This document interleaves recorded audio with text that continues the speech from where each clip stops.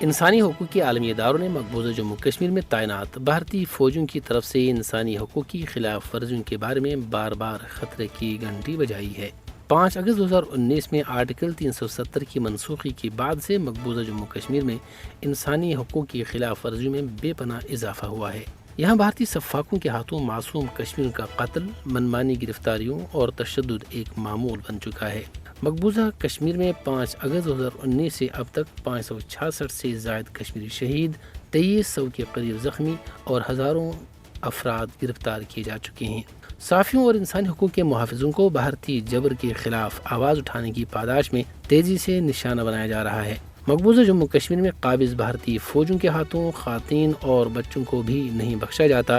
مودی مقبوضہ جموں کشمیر میں سیاسی اختلافات کو کچلنے کے لیے سخت قوانین کا استعمال کر رہا ہے۔ بی جے پی کی زیر قیادت فسطائی بھارتی حکومت مقبوضہ کشمیر میں رمضان کے روزوں کے دوران بھی اپنی جابرانہ پالیسیوں پر قائم ہے۔ اقوام متحدہ کی متعدد رپورٹوں میں مقبوضہ کشمیر میں بھارتی فوجوں کے ہاتھوں بڑے پیمانے پر انسانی حقوق کی خلاف ورزیوں کو دستاویزی شکل دی جا چکی ہے۔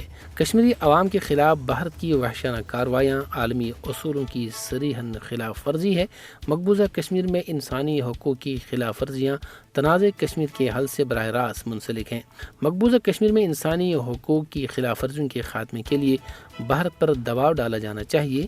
عالمی برادری کو کشمیری عوام کو بھارتی جارحیت سے بچانے کے لیے فوری کارروائی کرنی چاہیے تاکہ کشمیری عوام کو قتل و غارت سے بچایا جا سکے۔